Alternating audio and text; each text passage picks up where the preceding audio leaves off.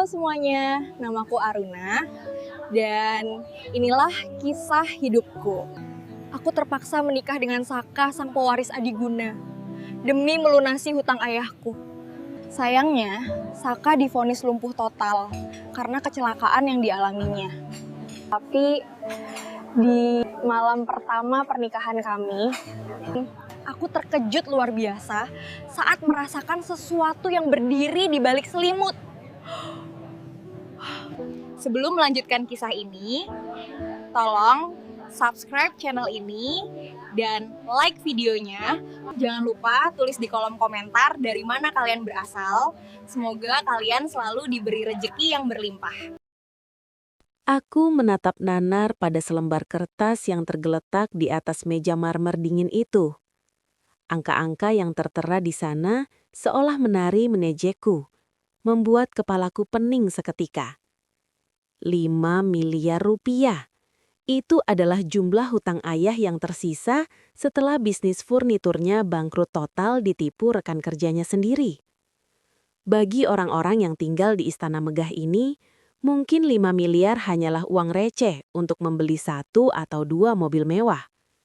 Tapi bagiku, Aruna, seorang gadis biasa yang sehari-hari bekerja sebagai staf administrasi dengan gaji UMR, angka itu adalah vonis mati. Bagaimana Aruna? Waktumu tidak banyak. Suara wanita itu memecah keheningan. Aku mendongak, menatap wanita paruh baya yang duduk anggun di hadapanku.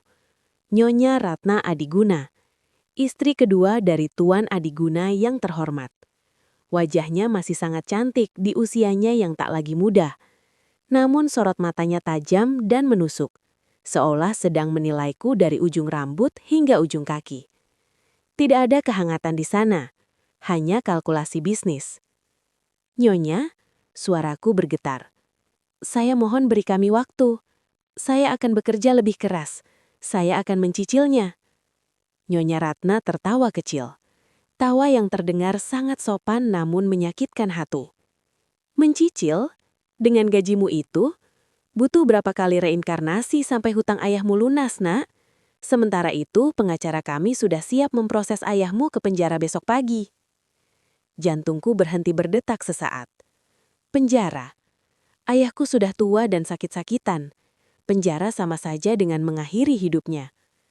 Air mata mulai menggenang di pelupuk mataku. Jangan menangis, itu membuatmu terlihat lemah, potong Nyonya Ratna dingin. Ia kemudian menyodorkan sebuah map berwarna biru tua ke hadapanku. Sebenarnya ada cara yang lebih mudah. Cara yang bisa membuat hutang ayahmu lunas detik ini juga, bahkan aku akan menanggung biaya pengobatan ayahmu di rumah sakit terbaik. Aku menelan ludah yang terasa pahit. Apa syaratnya, Nyonya? Nyonya Ratna tersenyum miring. Menikahlah dengan Saka. Saka. Nama itu membuat bulu kuduku meremang. Siapa yang tidak tahu rumor tentang Saka Adiguna? Putra sulung keluarga Adiguna yang dulu digadang-gadang sebagai pewaris tunggal, jenius bisnis yang tampan dan karismatik. Namun 2 tahun lalu, sebuah kecelakaan tragis merenggut segalanya. Rumor yang beredar di kota ini sangat mengerikan. Saka kini hanyalah mayat hidup. Lumpuh total dari leher ke bawah, bisu karena pita suaranya rusak, dan wajahnya konon hancur hingga tak pernah lagi diperlihatkan ke publik. Dia diasingkan di sayap barat mansion ini. Tak ubahnya seperti barang antik yang rusak dan tidak berguna. Kenapa? Kenapa saya? Tanyaku lirih. Karena kau tidak punya pilihan, jawab Nyonya Ratna lugas. Ia berdiri, berjalan memutari kursiku, lalu membisikkan sesuatu tepat di telingaku. Dan karena aku butuh seseorang yang penurut, perawat-perawat sebelumnya tidak ada yang betah. Saka itu menyusahkan. Aku butuh istri yang bisa merawatnya, membersihkannya, dan yang paling penting, tidak akan menuntut harta warisan apapun saat Saka meninggal nanti. Kata-kata itu terdengar kejam.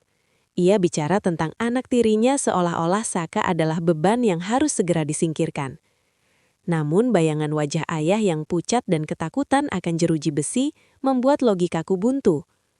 Aku meremas rok kerjaku yang lusuh. Aku tidak punya kuasa. Aku tidak punya uang. Aku hanya punya diriku sendiri untuk digadaikan.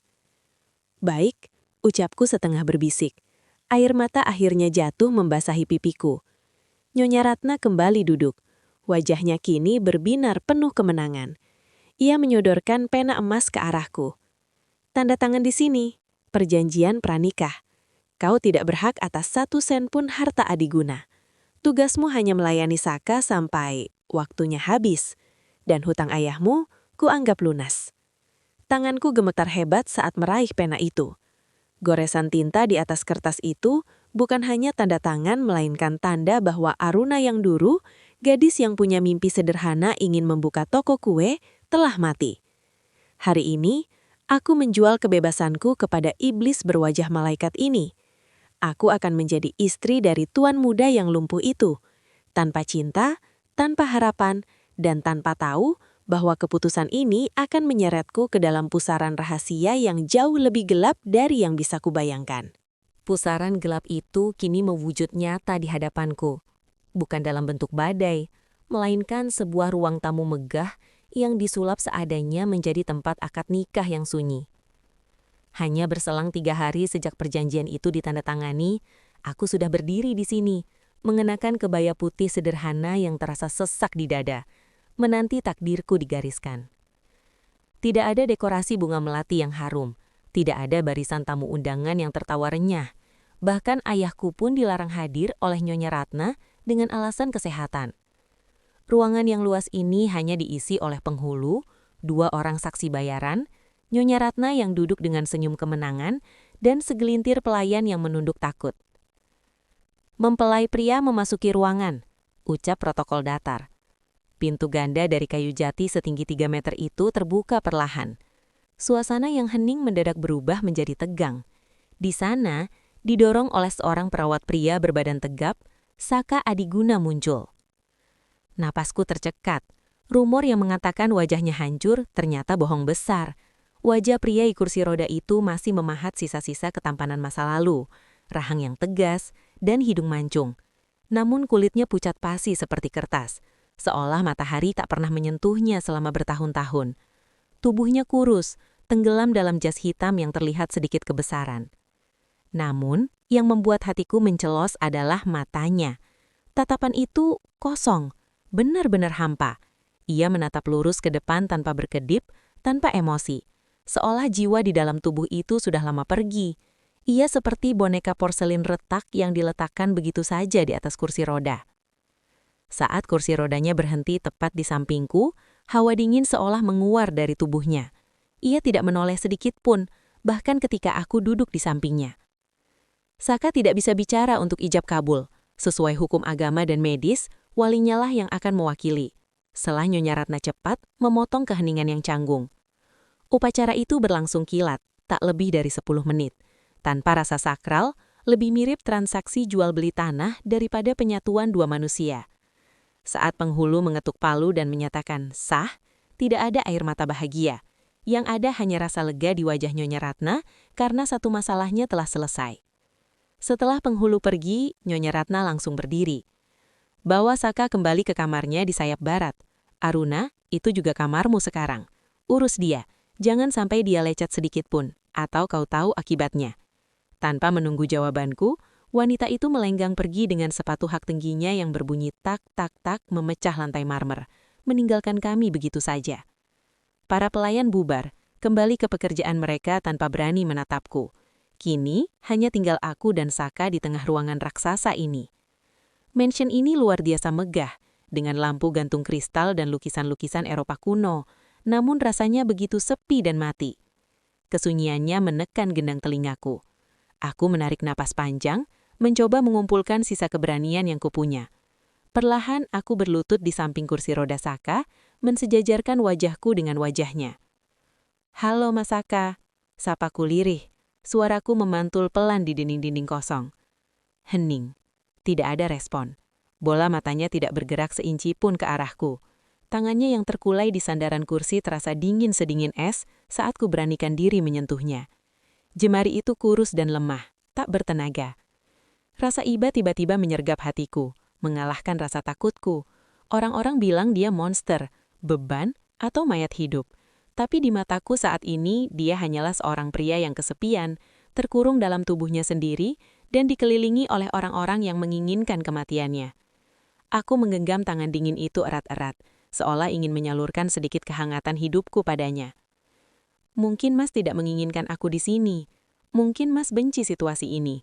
Bisikku tulus menatap mata kosongnya. Tapi aku beranji, Mas. Aku tidak akan seperti mereka. Aku akan merawat Mas dengan baik. Aku akan menjadi teman Mas, walau Mas tidak bisa menjawabku. Saka tetap diam, membeku seperti patung. Namun entah hanya perasaanku saja atau efek cahaya lampu, aku melihat pupil matanya bergetar sedikit, sangat halus, sebelum kembali mati rasa. Aku bangkit berdiri, mengusap air mata yang nyaris jatuh, lalu memegang pegangan kursi rodanya. "Ayo, kita istirahat, Mas," ucapku sambil mulai mendorong kursi roda itu menyusuri lorong panjang yang remang-remang, menuju sayap barat yang terisolasi, tanpa menyadari bahwa malam pertama ini akan menjadi awal dari kejutan terbesar dalam hidupku. Lorong panjang yang remang-remang itu berujung pada sebuah pintu kamar besar yang terasa lebih mirip penjara berlapis emas daripada kamar pengantin. Saat aku membuka pintunya, hawa dingin langsung menyergap kulit, membuat bulu kuduku meremang seketika. Kamar itu luas, dihiasi perabot antik bernilai ratusan juta, namun aromanya seperti ruangan yang sudah lama tidak dihuni manusia, hampa dan sunyi. Dengan susah payah, aku memapah tubuh Saka dari kursi roda ke atas ranjang berukuran king size itu. Tubuhnya terasa berat dan kaku, benar-benar seperti boneka manekin seukuran manusia. Nafasku terengah-engah saat akhirnya berhasil membaringkannya. Aku menatap wajahnya yang masih menatap langit-langit kamar tanpa ekspresi. Bahkan, saat aku melepas jas dan sepatunya, ia tidak bergeming sedikit pun. "Maaf ya Mas kalau aku kasar, aku belum terbiasa," ucapku pelan sambil menyeka keringat di dahiku. Malam semakin larut. Di luar, hujan deras mulai turun disertai kilat yang sesekali menerangi ruangan, menciptakan bayangan-bayangan panjang yang menakutkan di dinding. Suhu ruangan semakin turun drastis. Aku melihat tubuh Saka yang hanya berbalut kemeja tipis itu tampak begitu rapuh melawan dinginnya AC sentral yang tidak ku tahu cara mengecilkannya. "Mas pasti kedinginan," gumamku. Aku beranjak mengambil selimut tebal berbahan bulu angsa yang terlipat di ujung ranjang. Perlahan, aku membentangkannya, menutupi tubuh Saka dari ujung kaki hingga sebatas dada. Saat aku hendak merapikan bagian bawah selimut agar kakinya tertutup sempurna, tanganku tak sengaja menyentuh lututnya. Tiba-tiba, sesuatu yang mustahil terjadi. Di bawah telapak tanganku, aku merasakan otot paha itu menegang keras. Detik berikutnya, secara refleks dan cepat, lutut itu menekuk ke atas. Sret! Suara gesekan selimut terdengar nyaring di telingaku. Aku terlonjak mundur, jantungku seakan mau copot. Mataku terbelalak menatap ke arah kaki Saka. Di balik selimut tebal itu, terlihat jelas sebuah gundukan yang menjulang tinggi. Kakinya berdiri. Lutut itu menekuk kokoh, menahan selimut membentuk tenda kecil. Itu gerakan yang mustahil dilakukan oleh orang yang lumpuh total. "Mas," suaraku tercekak di tenggorokan. "Kaki Mas bergerak." Pikiranku berkecamuk. Apakah ini kejang otot ataukah hantu? Aku memberanikan diri mendekat lagi. Tanganku gemetar hebat hendak menyingkap selimut itu untuk memastikan apa yang kulihat. Namun, belum sempat ujung jariku menyentuh kain selimut, sebuah tangan tiba-tiba menyambar pergelangan tanganku dengan kekuatan yang mengerikan. Grab! Cengkraman itu begitu kuat, panas, dan bertenaga. Sama sekali bukan tangan orang sakit yang lemah. Aku tersentak kaget dan refleks menoleh ke arah wajah Saka. Jeritan yang sudah tertahan di ujung lidahku mendadak lenyap ditelan rasa syok yang lebih besar. Pria yang beberapa detik lalu menatap kosong seperti mayat hidup itu, kini sedang menatapku. Bola matanya fokus, tajam dan penuh intimidasi, seperti seekor singa yang sedang mengincar mangsanya. Tidak ada lagi kekosongan di sana. Yang ada hanyalah kewaspadaan tingkat tinggi dan sorot mata yang mengeluarkan aura dominasi yang menakutkan. Saka Adiguna tidak lumpuh, dan dia jelas tidak bisu. Jantungku berdegup gila-gilaan. Sebelum aku bisa memproses kebohongan besar ini, Saka menarik tanganku kasar hingga wajahku jatuh mendekat ke wajahnya. Jarak kami hanya tinggal beberapa senti. Aku bisa merasakan hembusan nafasnya yang hangat menerpa pipiku. Ia mengangkat jari telunjuknya ke bibir, memberikan isyarat tegas. Shh, desisnya pelan namun terdengar sangat berbahaya. Matanya yang tajam menyapu ke arah pintu kamar lalu kembali menatap manik mataku dalam-dalam, seolah memberi peringatan keras. Kalau kau ingin selamat keluar dari kamar ini hidup-hidup, bisiknya dengan suara bariton yang berat dan lancar tanpa cacat sedikit pun. Tutup mulutmu, jangan berteriak, dan jangan berani-berani memberitahu siapapun tentang apa yang kau lihat malam ini. Tubuhku membeku. Malam pertamaku sebagai istri Saka ternyata bukan melayani suami yang sakit, melainkan terjebak dalam kandang singa yang sedang berpura-pura tidur. Kandang singa itu kini menjadi tempat tinggalku sehari-hari, di mana satu langkah salah bisa berarti nyawaku melayang sia-sia. Peringatan Saka malam itu terus bergaung di kepalaku, membuat setiap detak jantungku terasa seperti bom waktu. Sejak pagi menyapa, Saka kembali menjadi patung hidup.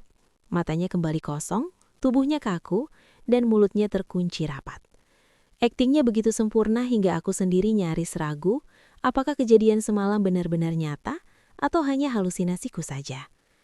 Namun, rasa sakit di pergelangan tanganku bekas cengkramannya yang kuat adalah bukti tak terbantahkan. Suamiku tidak lumpuh. Dia adalah pemangsa yang sedang bersembunyi di balik kulit domba, menunggu waktu yang tepat untuk menerkam. Ketegangan di rumah ini bukan hanya berasal dari Saka. Semakin hari, aku semakin menyadari bahwa dinding-dinding mansion Adiguna ini memiliki telinga. Setiap kali aku bergerak, aku merasakan sepasang mata mengawasi. Mulai dari pelayan yang menyapu lantai terlalu lama di depan pintu kamar kami, hingga tukang kebun yang selalu kebetulan ada di dekat jendela saat aku membukanya. Mereka bukan sekadar pekerja, mereka adalah mata-mata. Siang itu, pintu kamar kami diketuk pelan. Nyonya Ratna masuk dengan senyum manis yang merekah sempurna, diiringi aroma parfum mahal yang menusuk hidung. Di belakangnya, seorang pelayan membawa nampan berisi segelas air dan botol kecil berisi cairan pekat berwarna ungu gelap. "Bagaimana harimu, Aruna sayang? Apakah putraku menyusahkanmu?" Tanyanya lembut, tangannya membelai rambut Saka dengan kasih sayang yang terlihat sangat palsu di mataku. Saka, tentu saja, tidak bergeming. Tidak, Nyonya, Mas Saka sangat tenang. Jawabku terbata, berusaha menyembunyikan kegugupanku. Baguslah. Nyonya Ratna mengambil botol ungu itu. Senyumnya melebar, tapi matanya dingin sedingin es. Sekarang, waktunya Saka minum vitamin khususnya. Dokter bilang ini sangat penting untuk menjaga kestabilan sarafnya. Instingku langsung berteriak bahaya. Kestabilan saraf? Saka terlihat sehat secara fisik. Kenapa butuh obat berwarna mengerikan itu? "Biar saya saja, Nyonya." Ujarku mencoba mengambil alih, berharap bisa membuang obat itu nanti.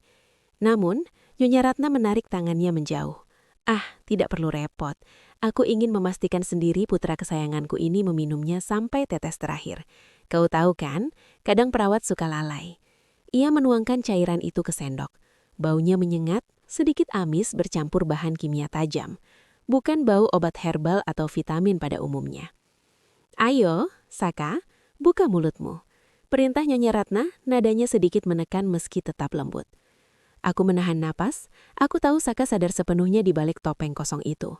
Apakah dia akan meminum racun itu? Dengan gerakan kaku yang dibuat-buat, Saka membuka sedikit mulutnya.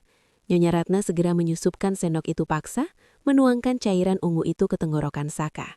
Aku melihat jakun Saka bergerak naik turun, menelan cairan itu. "Anak pintar." Bisik Nyonya Ratna puas, ia meletakkan sendok yang sudah kosong. "Pastikan dia tidur setelah ini. Obat ini efeknya agak menenangkan. Dia mungkin akan tidur seharian." Wanita itu kemudian berbalik menatapku, tatapannya seolah memperingatkan. "Ingat, Aruna, jangan pernah terlambat memberinya obat ini jika aku sedang tidak ada. Kalau dia sampai bangun atau mengamuk karena telat minum obat, kau yang akan bertanggung jawab." Setelah rombongan itu pergi, aku segera berlari mengunci pintu. Jantungku berpacu kencang. Aku berbalik menatap Saka, berharap dia memuntahkan obat itu. Tapi Saka tetap diam di posisinya, matanya perlahan mulai terpejam berat. Aku mendekat, mengguncang bahunya panik. Mas Saka, jangan ditelan, itu pasti bukan vitamin. Saka membuka matanya yang kini terlihat merah dan berair. Topeng dinginnya sedikit retak, menampilkan ekspresi menahan sakit yang amat sangat. Rahangnya mengeras, cairan ungu itu bukan obat penyembuh. Itu adalah obat penenang dosis tinggi atau mungkin racun perlahan yang sengaja diberikan untuk membuat otot-ototnya lemas dan kesadarannya tumpul, memaksanya tetap terlihat lumpuh secara medis. Ia menatapku lemah, lalu dengan sisa tenaga terakhir sebelum obat itu bekerja penuh, ia menggerakkan jari telunjuknya menuliskan satu kata maya di atas spray tempat tidur. L-A-W-A-N. Detik berikutnya, matanya tertutup rapat dan napasnya menjadi berat tak beraturan. Saka kalah oleh obat itu hari ini, dan aku sadar, nyawa suamiku perlahan sedang dibunuh tepat di depan mataku sendiri. Kesadaran bahwa nyawa suamiku perlahan sedang dibunuh tepat di depan mataku sendiri membakar habis sisa-sisa keraguanku untuk melawan. Malam itu juga, saat pengaruh obat bius mulai memudar dan Saka terbangun dengan napas memburu, ia menarik kerah bajuku mendekat. Dengan suara serak yang nyaris tak terdengar, ia memberikan instruksi yang akan mengubah nasib kami. Lemari bawah, kotak sepatu, botol identik, tukar isinya. Tanganku gemetar hebat saat menyelinap ke kamar mandi di jam 3 pagi, membawa botol racun ungu milik Nyonya Ratna dan botol vitamin cair berwarna serupa yang disembunyikan Saka. Di bawah keran air yang kunyalakan kecil agar tidak menimbulkan suara, aku melakukan aksi kriminal pertamaku demi kebaikan. Membuang cairan kimia yang merusak saraf itu ke lubang wastafel, lalu menggantinya dengan campuran vitamin dan sirup anggur yang aman. Bertahanlah, Mas, bisiku pada pantulan wajahku yang pucat di cermin. Mulai sekarang, aku perisaimu. Seminggu berlalu dengan rutinitas baru yang mendebarkan. Setiap kali Nyonya Ratna atau pelayan kepercayaannya datang membawa nampan obat, aku dengan cekatan menukarnya di detik-detik terakhir atau berpura-pura menyuapkan obat dari botol yang sudah kumanipulasi. Hasilnya mulai terlihat, dan justru itulah yang menjadi masalah baru. Tanpa pengaruh obat penenang dosis tinggi, tubuh Saka beregenerasi dengan cepat. Matanya yang dulu keruh kini mulai bening bercahaya. Kulitnya yang pucat pasi perlahan mulai merona, dialiri darah yang sehat. Meskipun di depan orang lain ia tetap harus berakting layu dan tak berdaya, aura kehidupan yang memancar dari tubuhnya sulit disembunyikan sepenuhnya. Dan mata elang Nyonya Ratna tidak melewatkan perubahan itu. Siang itu udara di kamar kami terasa mencekik saat Nyonya Ratna datang untuk inspeksi rutin. Ia tidak langsung duduk seperti biasa. Ia berdiri di samping kursi roda Saka, menatap wajah anak tirinya itu lamat-lamat, seperti seorang ilmuwan yang sedang meneliti objek eksperimen yang gagal. Aneh, gumam Nyonya Ratna pelan, tapi cukup keras untuk membuat jantungku berhenti berdetak. Ia membungkuk, menjengkram dagu Saka dengan kasar, memutar wajah suamiku ke kiri dan ke kanan. Saka mempertahankan ekspresi kosongnya dengan sempurna, tapi aku bisa melihat urat di lehernya sedikit menegang menahan amarah. Aruna, panggil Nyonya Ratna tanpa menoleh. Apa kau memberinya makan sesuatu di luar menu dapur? Tidak, Nyonya. Hanya bubur saring seperti biasa, jawabku cepat, meremas rokku untuk menyalurkan rasa takut. Nyonya Ratna melepaskan dagu Saka dengan sentakan kecil, lalu beralih menatapku tajam. Lalu kenapa dia terlihat segar? Obat yang kuberikan itu harganya sangat mahal, diimpor khusus untuk menekan aktivitas sarafnya yang rusak agar dia tidak kejang. Seharusnya dia lemas dan banyak tidur, tapi lihat ini. Nyonya Ratna menunjuk mata Saka. Sorot matanya terlalu fokus.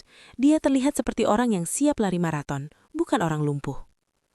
Keringat dingin mengalir di punggungku. Jika ketahuan aku menukar obatnya, tamatlah riwayat kami berdua. Aku harus memutar otak, mencari alasan yang masuk akal. Itu mungkin karena saya rutin membawanya berjemur, Nyonya. Selaku memberanikan diri. Setiap pagi saya menjemurnya di balkon selama 1 jam, dan saya juga memijat kakinya dengan minyak herbal setiap malam agar peredaran darahnya lancar. Mungkin itu yang membuat wajahnya lebih merah. Nyonya Ratna menyipit matanya menyelidiki kebohonganku. Hening yang panjang dan menyiksa terjadi selama beberapa detik. Berjemur ya? Ia dengus pelan, seolah meremehkan usahaku. Namun kemudian senyum miring yang mengerikan kembali terukir di bibir merahnya. rajin sekali kau. Tapi hati-hati Aruna, tanaman yang terlalu subur biasanya harus dipangkas agar tidak liar. Ia melangkah mendekati meja rias, mengambil botol obat yang sudah kutukar isinya. Ia mengocoknya pelan, mengamati cairannya di bawah sinar lampu. Jantungku serasa mau meledak. Apakah dia tahu warnanya sedikit berbeda? Sepertinya dosisnya sudah tidak mempan, ucapnya dingin. Ia menaruh botol itu kembali dengan keras. Besok, aku akan minta dokter pribadi keluarga untuk meracik dosis ganda. Kita tidak ingin Saka terlalu sehat dan malah menyakiti dirinya sendiri, kan? Ia menepuk bahuku pelan saat melewatiku menuju pintu keluar. Tepukan yang terasa seperti ancaman kematian. Pastikan dia tetap tidur, Aruna, atau aku yang akan menidurkannya selamanya. Pintu tertutup. Aku merosot ke lantai, kakiku lemas. Saka membuka matanya, dan kali ini aku melihat kilatan kekhawatiran yang nyata di sana. Penyamaran kami mulai tercium, dan waktu kami semakin menipis. Waktu kami yang semakin menipis itu terbukti keesokan harinya, saat ancaman maut datang bukan dalam bentuk cairan di dalam botol, melainkan sabotase yang dirancang dengan sangat rapi. Pagi itu, matahari bersinar terik, seolah mengejek nasib kami yang sedang berada di ujung tanduk. Demi mempertahankan alibi bahwa Saka terlihat segar karena sering berjemur, aku membawanya berjalan-jalan ke taman belakang mansion yang luas dan berkontur menuruni bukit. Taman itu indah, dihiasi kolam ikan besar sedalam 2 meter di bagian paling bawah lembah bukit. Beberapa pelayan terlihat menyapu daun kering di kejauhan. Namun aku tahu, mata mereka tak pernah lepas mengawasi gerak-gerik kami. "Udara hari ini bagus, Mas," ucapku mencoba terdengar ceria, meski hatiku was-was. Aku menghentikan kursi roda Saka tepat di puncak jalan setapak yang menurun curam menuju kolam. Aku perlu membetulkan tali sepatuku yang lepas. Dengan hati-hati, aku menginjak tuas rem di roda belakang sampai berbunyi klik tanda terkunci sempurna. "Sebentar ya, Mas, tali sepatuku lepas," ujarku sambil berjongkok di belakang kursi roda, membelakangi Saka. Namun baru saja tanganku menyentuh tali sepatu, telingaku menangkap suara dentingan logam yang aneh. Tak, suara besi patah. Jantungku mencelos. Sebelum aku sempat mendongak, aku merasakan angin berdesing. Kursi roda di depanku bergerak sendiri. Remnya jebol. "Mas Saka!" teriakku panik. Gaya gravitasi bekerja dengan kejam. Dalam hitungan detik, kursi roda itu meluncur bebas menuruni jalan setapak yang curam. Semakin lama semakin cepat, lurus mengarah ke kolam yang dalam itu. Darahku berdesir hebat. Aku melihat punggung Saka yang kaku di kursi roda. Di kejauhan, para pelayan berteriak histeris. "Tuan muda, awas!" Tapi jarak mereka terlalu jauh untuk menolong. Di detik yang sangat krusial itu, aku melihat tangan Saka mencengkeram pendangan kursi roda dengan sangat kuat hingga bukunya memutih. Otot punggungnya menegang. Aku tahu apa yang dia pikirkan. Dia ingin melompat. Dia ingin menyelamatkan dirinya sendiri. Tapi jika dia berdiri sekarang, di hadapan para pelayan itu, tamatlah riwayat kami. Rahasianya akan terbongkar, dan musuh akan tahu dia tidak lumpuh. Serangan berikutnya pasti akan lebih mematikan. "Jangan berdiri, Mas! Tetap duduk!" jeritku sekuat tenaga, memacu kakiku berlari mengejar kursi roda yang melaju kencang itu. Aku berlari seperti orang kesetanan. Paru-paruku terasa terbakar. Jarak ke bibir kolam tinggal 10 meter, 5 meter. Saka masih menahan dirinya untuk tidak bangkit, mempercayakan nyawanya padaku. Aku tidak boleh gagal. Tepat 3 meter sebelum kursi roda itu terjun ke air, aku melompat. Bukan untuk menariknya dari belakang. Itu sudah terlambat, tapi aku melemparkan tubuhku sendiri ke samping roda, menjatuhkan diri ke aspal paving block dan menggunakan tubuhku sebagai ganjalan. Tanganku menyambar jeruji roda besi itu dengan putus asa. Brak! Tubuhku terseret kasar di atas paving yang panas. Rasa perih menyengat kulit lengan dan kakiku. Tapi cengkramanku pada roda tak kulepaskan. Gesekan tubuhku dengan tanah berhasil memperlambat laju kursi roda secara drastis. Kursi roda itu berhenti berputar tepat di bibir kolam. Roda depannya sudah menggantung di udara di atas permukaan air yang tenang. Sedikit saja dorongan lagi, Saka pasti sudah tenggelam dengan kursi rodanya.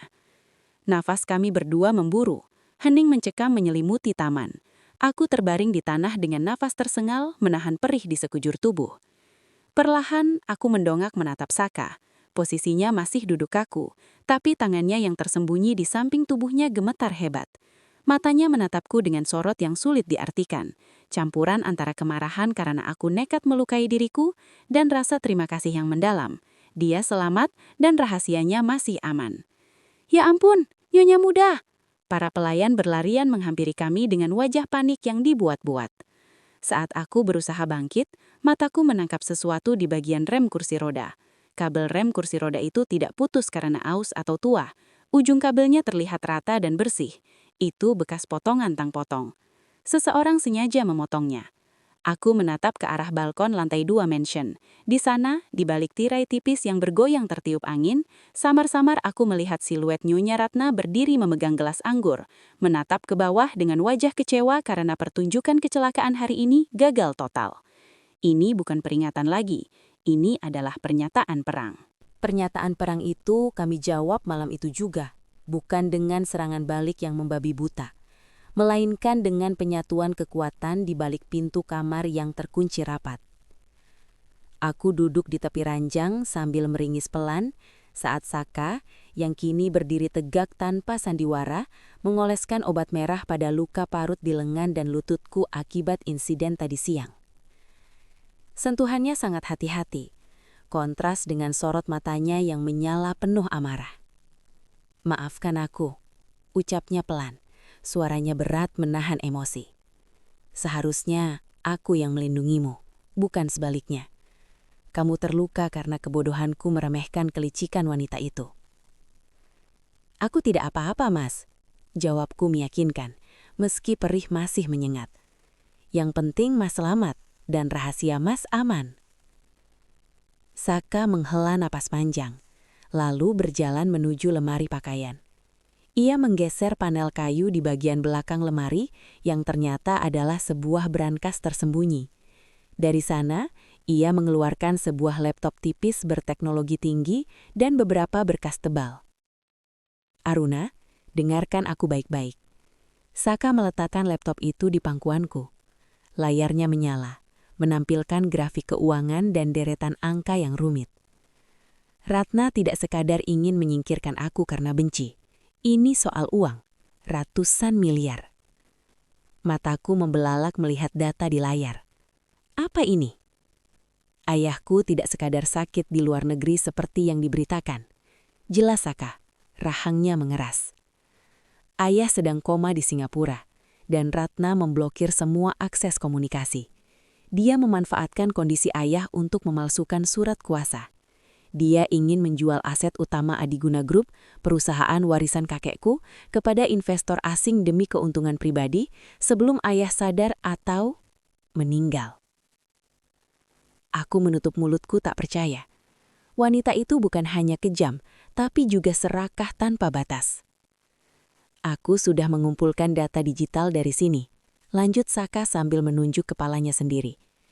"Aku bisa meretas sistem keamanan mereka, memantau CCTV, bahkan menyadap telepon Ratna.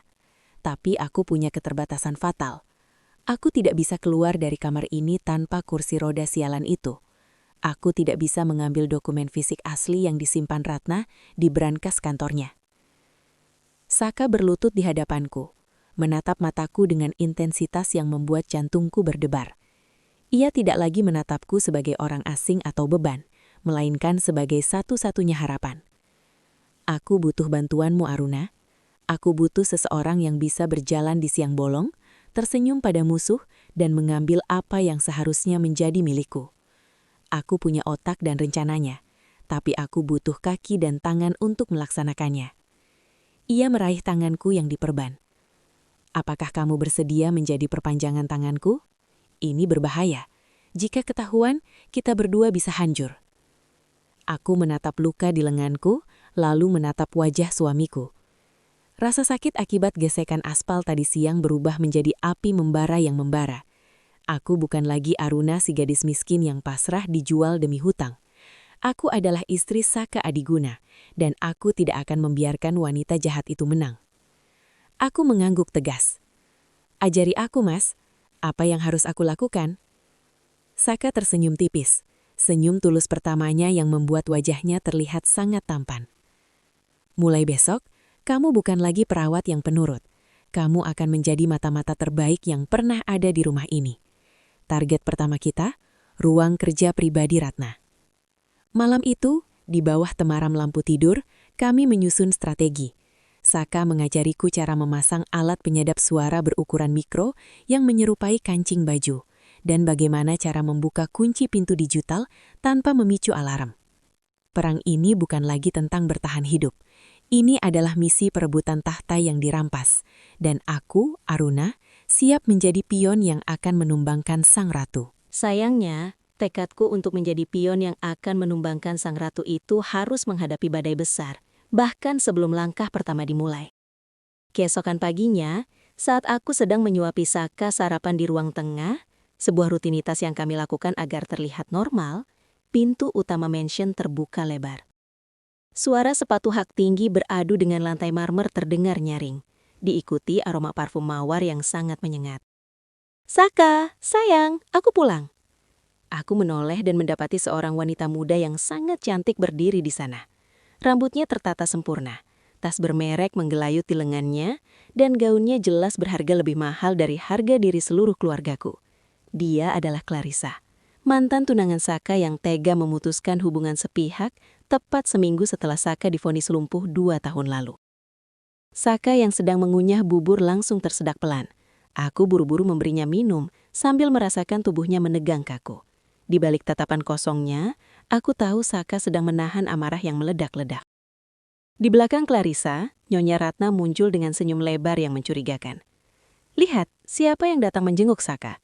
Clarissa bilang dia sangat merindukanmu dan ingin memperbaiki kesalahan masa lalu." Clarissa berlari kecil menghampiri kursi roda Saka, sama sekali menganggapku tidak ada. Ia berlutut, memegang tangan Saka, tangan yang sama yang tadi malam meracik strategi bersamaku. "Maafkan aku, sayang. Dulu aku bodoh dan takut, tapi sekarang aku sadar, aku masih mencintaimu," ucap Clarissa dengan air mata buaya yang menetes sempurna. Ia lalu menoleh padaku dengan tatapan jijik.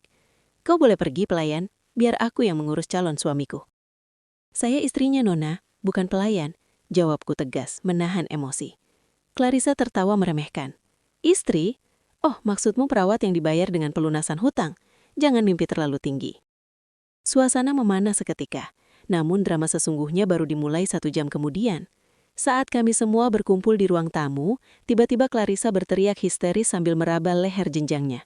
Wajahnya pucat pasi. "Kalungku, kalung berlian warisan nenekku, hilang!"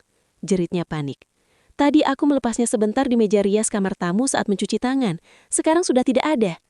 Nyonya Ratna langsung berdiri. Wajahnya berubah garang. "Itu kalung seharga 2 miliar. Tidak mungkin hilang begitu saja. Pasti ada yang mengambilnya." Matanya langsung tertuju padaku, seolah skenario ini sudah ditulis sebelumnya di kepala mereka.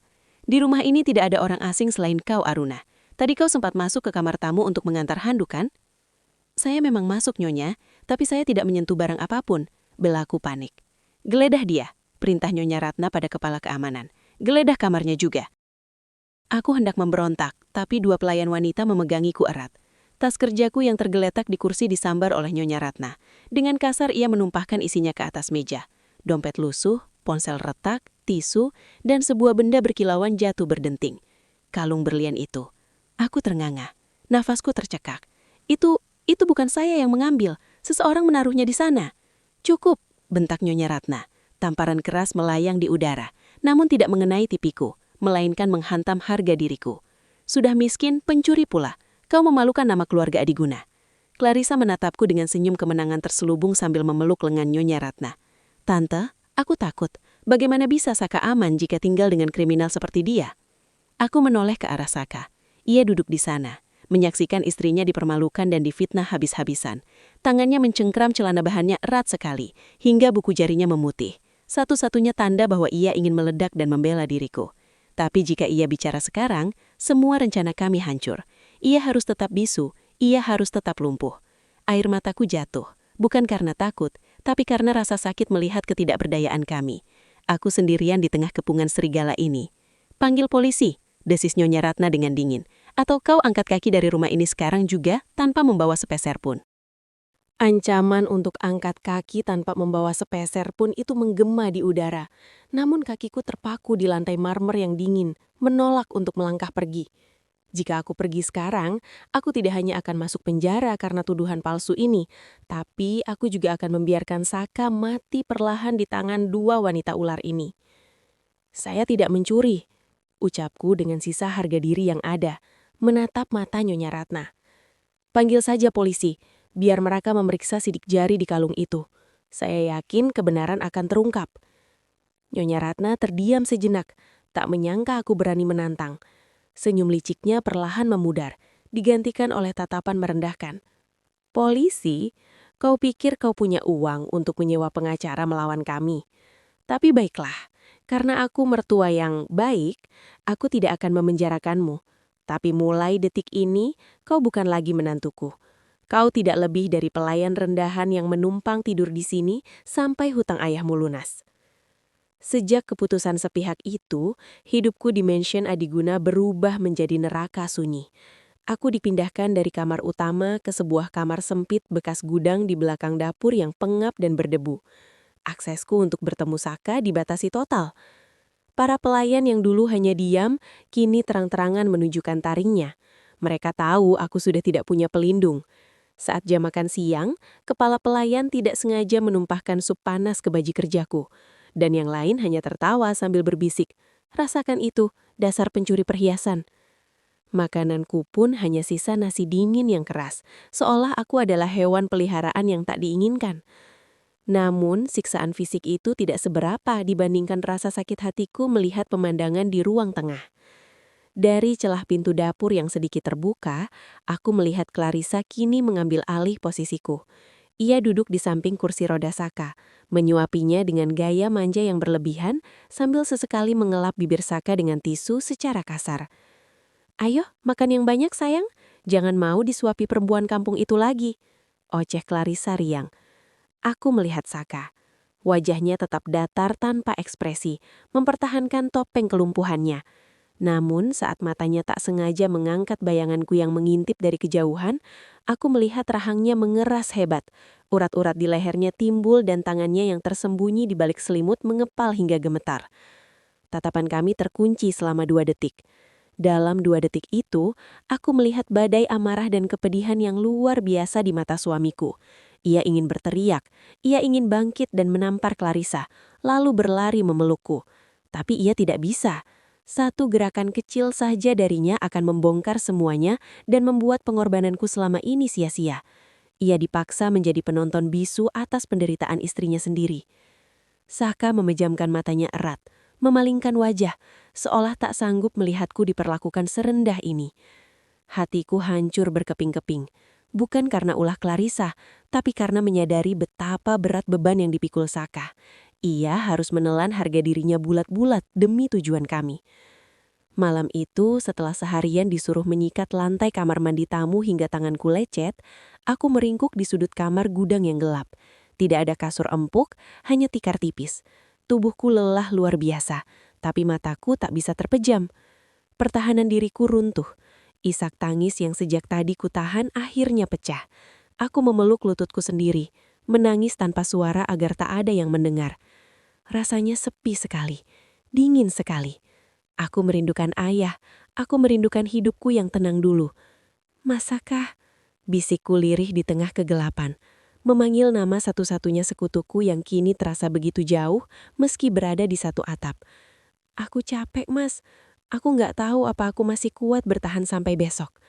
Di luar jendela kamar gudang yang kecil, hujan turun dengan deras, menyamarkan suara tangisanku yang pilu, seolah langit pun turut berduka melihat betapa kerdilnya aku di hadapan kekuasaan mereka. Namun, tangisanku malam itu bukanlah tanda menyerah, melainkan hujan terakhir yang membersihkan keraguanku sebelum nekat menerjang bahaya. Aku sadar, meratapi nasib di gudang pengap ini tidak akan mengubah keadaan. Jika mereka memperlakukanku seperti tikus got, maka aku akan menjadi tikus yang paling lincah dan mematikan. Jam dinding menunjukkan pukul 2 pagi. Mansion Adiguna tenggelam dalam kesunyian. Dengan modal jepit rambut besi yang sudah dimodifikasi, teknik yang diajarkan Saka saat kami masih sekamar, aku mengendap-endap keluar dari gudang. Tujuanku satu, ruang kerja Nyonya Ratna di lantai 2. Jantungku berdegup kencang, seirama dengan langkah kakiku yang tanpa alas menyusuri lorong gelap. Aku harus menghindari titik-titik CCTV yang sudah dihafal Saka di luar kepala. Satu kesalahan langkah, alarm akan berbunyi dan aku tamat. Klik. Pintu ruang kerja yang megah itu terbuka pelan. Ruangan itu berbau kertas tua dan ambisi yang busuk. Dengan penerangan minim dari senter kecil yang kujepit di mulut, aku mulai mengacak-acak tumpukan berkas di meja kerja Nyonya Ratna. Tanganku bergerak cepat namun hati-hati. Saka bilang, cari map berwarna merah marun dengan cap burung Raja Wali. Itu adalah dokumen akta perusahaan yang asli. 5 menit berlalu, nihil. Keringat dingin mulai membasahi pelipis. Di laci terbawah yang terkunci, aku berhasil membukanya paksa. Bingo, map merah itu ada di sana. Tanganku gemetar saat membukanya. Mataku terbelalak membaca isinya. Ini bukan sekadar korupsi. Ini adalah surat pengalihan aset secara total. Nyonya Ratna berencana menjual seluruh saham mayoritas Adiguna Group kepada perusahaan asing besok lusa. Jika ini terjadi, warisan Saka akan lenyap tak bersisa. Aku baru saja hendak memotret dokumen itu dengan ponsel retakku ketika suara langkah kaki terdengar mendekat dari arah lorong. Tap, tap, tap. Suara itu berhenti tepat di depan pintu. Gagang pintu mulai bergerak turun. Darahku membeku. Aku tidak punya waktu untuk lari ke jendela. Satu-satunya tempat persembunyian adalah kolong meja kerja mahogani yang besar itu. Tanpa pikir panjang, aku meluncur masuk ke bawah meja, meringkuk memeluk lutut, dan menahan napas sekuat tenaga. Pintu terbuka. Cahaya lampu ruangan dinyalakan, menyilaukan mata meski aku berada di kolong. Sepasang sepatu hak tinggi berwarna merah darah melangkah masuk. Nyonya Ratna. Ia tidak sendiri. Ia sedang menelepon seseorang. Tenang saja, Pak. Suaranya terdengar sangat jelas dan dekat, tepat di atas kepalaku. Ia duduk di kursi kerjanya. Jantungku rasanya mau meledak saat kaki kursi itu bergeser, nyaris menghimpit jari kakiku. Anak tiriku yang cacat itu tidak akan menjadi masalah. Begitu tanda tangan besok lusa selesai, aku akan mengirimnya ke panti sosial terpencil di luar pulau. Biarkan dia membusuk di sana tanpa ada yang tahu. Aku menutup mulutku dengan kedua tangan, menahan isak tangisan dan jeritan kemarahan. Ternyata rencana mereka jauh lebih kejam dari dugaan kami. Mereka tidak hanya ingin memiskinkan Saka, tapi membuangnya seperti sampah. Dokumen aslinya, aman, ada di laci mejaku. Tunggu sebentar. Nyonya Ratna menarik laci yang tadi kubuka. Mati aku. Aku lupa mengunci kembali laci itu. Hening yang mencekam terjadi selama 3 detik. Aku bisa melihat ujung sepatu Nyonya Ratna mengetuk-ngetuk lantai dengan ritme yang tidak sabar. Ia pasti menyadari posisi map itu sedikit bergeser. Halo? Iya, sepertinya aku terlalu paranoid. Semua aman. Ucapnya kemudian. Menutup laci itu kasar. Ia bangkit berdiri. Baiklah, sampai ketemu besok di rapat pemegang saham. Lampu dipadamkan, pintu ditutup dan dikunci dari luar. Aku masih meringkuk di bawah meja dalam kegelapan total. Tubuhku gemetar hebat bukan karena dingin, tapi karena teror psikologis yang baru saja kurasakan. Lawanku bukan manusia sembarangan. Nyonya Ratna memiliki kekuasaan, uang, dan kelicikan yang sempurna. Sementara aku hanya seorang sandara di gudang belakang yang memegang bukti foto buram di ponsel rusak. Malam itu, saat aku berhasil kembali ke kamarku tanpa ketahuan, aku menyadari satu hal yang menyakitkan. Posisi kami benar-benar terpojok. Waktu kami tinggal 2 hari, dan tembok raksasa yang dibangun Nyonya Ratna terasa mustahil untuk diruntuhkan oleh 2 orang yang lembah seperti kami. Tembok raksasa yang terasa mustahil diruntuhkan itu ternyata bukan hanya kokoh, tapi juga dilapisi jebakan mematikan yang siap menimbun kami hidup-hidup. Pagi harinya, dengan jantung berdebar, aku memanfaatkan celah sempit saat pelayan sedang sibuk di dapur untuk menyelinap ke kamar Saka. Aku menunjukkan foto dokumen yang kuambil semalam dengan tangan gemetar. Lihat Mas, ini buktinya. Kita bisa hentikan penjualan aset itu, bisikku penuh harap. Saka menatap layar ponselku. Awalnya, matanya berbinar. Namun sedetik kemudian, binar itu padam digantikan kengerian. Ia menggeleng pelan, rahangnya mengeras. Jari telunjuknya menunjuk ke sudut kanan bawah dokumen di foto itu. Di sana tertera kode kecil yang tak kusadari sebelumnya. Dummy, internal use only. Duniaku runtuh. Itu dokumen palsu. Nyonya Ratna sengaja menaruh berkas sampah itu di laci terkunci, seolah-olah ia tahu ada tikus kecil yang akan mencoba mencurinya. Belum sempat kami mencerna kegagalan fatal ini, pintu kamar tiba-tiba didobrak kasar. Brak! Nyonya Ratna berdiri di ambang pintu, kali ini tidak sendiri. Ia membawa dokter pribadi keluarga, 2 orang petugas keamanan berbadan tegap, dan Clarissa yang tersenyum sinis sambil merekam kejadian itu dengan ponselnya. "Tangkap wanita itu!" teriak Nyonya Ratna sambil menunjuk wajahku. 2 petugas keamanan langsung menyergapku, memelintir tanganku ke belakang. Aku meronta kesakitan. "Apa-apaan ini? Lepaskan saya!" "Kau masih mau menyangkal, Aruna?" Nyonya Ratna melangkah maju sambil mengangkat sebuah botol obat. Itu adalah botol vitamin cair yang selama ini kupakai untuk menukar obat keras milik Saka. "Dokter, jelaskan pada semua orang apa isi botol ini," perintah Nyonya Ratna. Dokter itu, yang jelas-jelas sudah dibayar mahal, membuka tutup botol dan mengendusnya. "Ini bukan obat penenang saraf yang saya resepkan, Nyonya. Ini cairan vitamin murah dicampur sirup. Jika pasien tidak meminum obat aslinya, kondisinya bisa memburuk drastis dan menyebabkan kejang fatal." Nyonya Ratna menatapku dengan tatapan berapi-api. Aktingnya sungguh layak dapat piala Oscar. "Lihat, istri macam apa kau? Kau sengaja membuang obat mahal yang menyelamatkan nyawa suamimu dan menggantinya dengan air gula. Kau ingin Saka mati perlahan agar kau bisa menguasai hartanya, kan?" "Bohong!" teriakku histeris. "Justru obat dari Nyonya yang racun. Saya menukarnya untuk menyelamatkan Mas Saka. Obat itu membuat dia lumpuh." "Cukup sandiwaranya," potong Dinya Ratna. Ia beralih menatap Saka yang duduk di kursi roda, menatap keributan ini dengan mata terbelalak, namun tak berdaya. "Lihat suamimu Aruna, dia semakin kurus dan lemah karena ulahmu. Kau membelinya racun atas nama cinta," desis Nyonya Ratna memutarbalikkan fakta dengan sangat keji. Clarissa maju mendekat, mengarahkan kamera ponselnya tepat ke wajahku yang berantakan. "Wah, ternyata selain pencuri, kau juga pembunuh berdarah dingin. Netizen pasti akan sangat marah melihat ini." Aku menatap Saka. Tatapannya penuh kepedihan yang mendalam. Ia tahu aku difitnah karena mencoba melindunginya. Tapi ia tidak bisa berbuat apa-apa.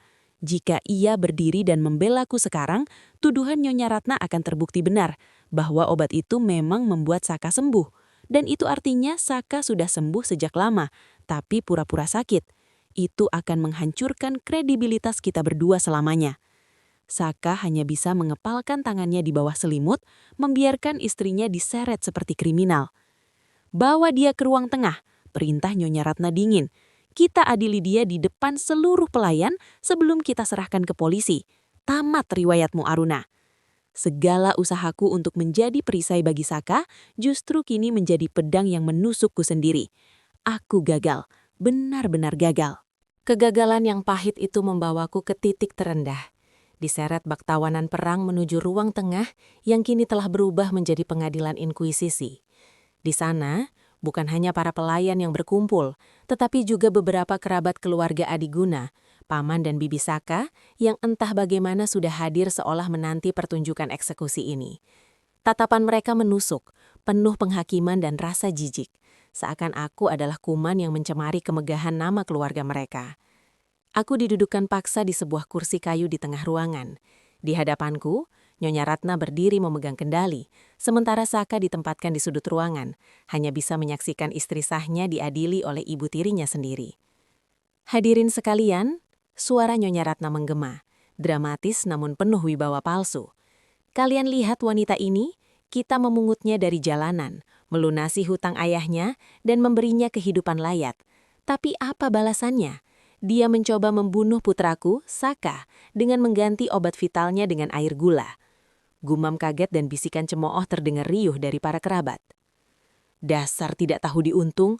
seru salah seorang paman Saka yang duduk menyilangkan kaki. Orang miskin memang tidak bisa dipercaya. Saya tidak membunuh siapapun, teriakku putus asa, air mata mengalir deras. Kalian semua ditipu, Nyonya Ratna yang meracuni Saka. Saya hanya mencoba menyelamatkannya. Diam, bentak Nyonya Ratna, menggebrak meja bundar di hadapannya. Ia melemparkan sebuah map tebal ke atas meja. Bukan map merah berisi aset perusahaan, melainkan map putih dengan tulisan hitam tebal yang membuat duniaku berputar. Surat pernyataan cerai. Aku sudah berkonsultasi dengan pengacara, ucap Nyonya Ratna dingin, menatapku lurus. Tindakanmu mengganti obat bisa dikategorikan sebagai percobaan pembunuhan berencana. Hukumannya bisa sampai 20 tahun penjara. Ayahmu yang sakit-sakitan itu pasti akan mati serangan jantung jika mendengar putri kesayangannya membusuk di sel tahanan. Tubuhku gemetar hebat mendengar ancaman itu. Ayah, kelemahanku satu-satunya. Nyonya Ratna berjalan memutari kursiku, membungkuk dan berbisik di telingaku. Suaranya seperti desisan ular berbisa. Tapi aku masih punya belas kasihan. Aku tidak akan melaporkanmu ke polisi. Dengan satu syarat. Ia menunjuk kertas di atas meja. Tanda tangani surat cerai ini sekarang juga. Akui bahwa kau tidak sanggup merawat Saka, kemasi terangmu, dan pergi dari rumah ini selamanya. Hutang ayahmu tetap lunas. Anggap saja itu pesangon, karena kau sudah sempat menghibur kami. Pilihan yang disodorkan sungguh kejam. Jika aku menolak, aku masuk penjara, dan Saka tetap akan celaka di tangan mereka tanpa ada yang tahu. Jika aku setuju, aku selamat, ayah selamat, tapi aku harus meninggalkan Saka sendirian di kandang serigala ini, membiarkannya mati perlahan sesuai rencana Nyonya Ratna. Aku menoleh ke arah Saka. Wajahnya pucat, matanya menatapku dengan sorot keputusasaan yang dalam. Di sana aku melihat permohonan maaf yang tak terucap. Dia tahu dia tidak bisa memintaku untuk berkorban lebih jauh lagi. Dia tahu dia tidak berhak menahanku untuk ikut hancur bersamanya. Waktumu 5 menit, Aruna, ujar Nyonya Ratna sambil meletakkan pena itu di atas kertas. Tanda tangani atau sirina polisi akan menjadi lagu pengantar tidurmu malam ini. Tanganku meraih pena itu dengan gemetar. Tinta hitam di ujung pena itu terasa sangat berat, seberat nyawa suamiku yang kini berada di ujung tanduk. Tinta hitam di ujung pena itu belum menyentuh kertas, menggantung di udara seperti harapanku yang kian menipis, menunggu satu keajaiban yang tak kunjung datang. Aku sengaja memperlambat gerakanku, detik demi detik yang menyiksa, menanti sebuah suara. Satu bentakan, satu gebrak meja, apa saja yang bisa menghentikan kegilaan ini. Tunggu apa lagi? Tanganmu kram. Sindir Clarissa sambil tertawa kecil. Suara yang terdengar seperti gesekan paku di papan tulis. Aku mengabaikannya. Mataku kembali mencari sosok Saka di sudut ruangan. Ini adalah kesempatan terakhirnya. Jika dia benar-benar mencintaiku, atau setidaknya menghargai pengorbananku selama ini, dia pasti akan melakukan sesuatu. Dia bisa saja pura-pura kejang, menjatuhkan vas bunga, atau bahkan membatalkan sandiwaranya demi membelaku. Mas, panggilku dalam hati. Tatapanku memohon padanya. Tolong aku, jangan biarkan aku pergi dengan cap sebagai penjahat. Namun Saka tetap mematung. Wajahnya sedingin tembak porselen. Matanya menatap lurus ke depan, melewati bahuku seolah aku tak ada di sana. Tidak ada kode jari, tidak ada kedipan mata, tidak ada isyarat perlawanan. Kenyataan pahit itu menghantam dadaku lebih keras daripada tamparan fisik manapun. Dia diam. Dia memilih untuk tetap diam. Rasa dingin merambat dari ujung kaki hingga ke ulu hati. Aku menyadari sesuatu yang membuat air mataku mengering seketika. Bagi Saka, misi balas dendam dan harta warisan ini jauh lebih penting daripada nasibku. Dia lebih memilih menjaga penyamarannya tetap sempurna daripada menyelamatkan istrinya yang sedang dipojokkan seperti binatang buruan. Aku merasa bodoh, sangat bodoh. Aku sudah bertaruh nyawa di kolam ikan. Aku sudah menjadi maling di tengah malam. Aku sudah menelan semua hinaan pelayan demi dia. Tapi saat aku butuh perlindungan, dia justru bersembunyi di balik selimut kelumpuhannya. Cinta? Batinku tertawa miris. Tidak ada cinta di sini, Aruna. Kau hanya alat, dan alat yang rusak harus dibuang. Kekecewaan itu berubah menjadi lubang hitam yang menyedot habis semangat hidupku. Hatiku hancur, bukan karena aku akan diusir, tapi karena pengkhianatan dalam diam yang dilakukan oleh orang yang paling kupercaya. Baiklah, ucapku lirih. Suaraku terdengar mati dan hampa. Kalian menang. Nyonya Ratna tersenyum lebar, kemenangan mutlak terpancar di wajahnya. Keputusan yang bijak, sayang. Dengan tangan yang tak lagi gemetar, karena rasa sakit itu sudah mematikan saraf-saraf perasaku, aku menekan ujung pena ke atas kertas. Goresan tinta itu mengalir, membentuk namaku di atas materai. Setiap guratan hurufnya terasa seperti sayatan pisau yang memutus ikatan tak kasat mata antara aku dan Saka. Selesai. Aku meletakkan pena itu perlahan. Perjanjian itu sah. Aku bukan lagi istri Saka Adiguna. Aku bukan lagi siapa-siapa. Aku bangkit berdiri, menatap Saka untuk terakhir kalinya. Kali ini aku tidak mencari harapan. Aku menatapnya dengan sorot mata penuh luka dan kekecewaan mendalam. Ingin memberitahunya tanpa kata-kata. Selamat, Mas. Kau aman sekarang. Tapi kau kehilangan satu-satunya orang yang tulus padamu. Saka memejamkan matanya sesaat, menghindari tatapanku. Dan bagiku, itu adalah jawaban yang paling menyakitkan. Jawaban yang paling menyakitkan itu terus membayangiku saat aku menyeret kakiku kembali ke kamar gudang yang pengap. Nyonya Ratna memberiku waktu tepat 60 menit. 1 jam untuk mengemasi seluruh hidupku. 1 jam untuk menghapus jejakku dari rumah ini. Dan 1 jam sebelum aku kembali menjadi orang asing bagi Saka. Di dalam kamar sempit itu, aku melempar koper bututku ke atas tikar. Tanganku bergerak mekanis memasukkan baju-baju kerjaku yang lusuh. Rasanya kosong, hampa. Air mataku sudah kering, digantikan oleh rasa kebas yang menakutkan.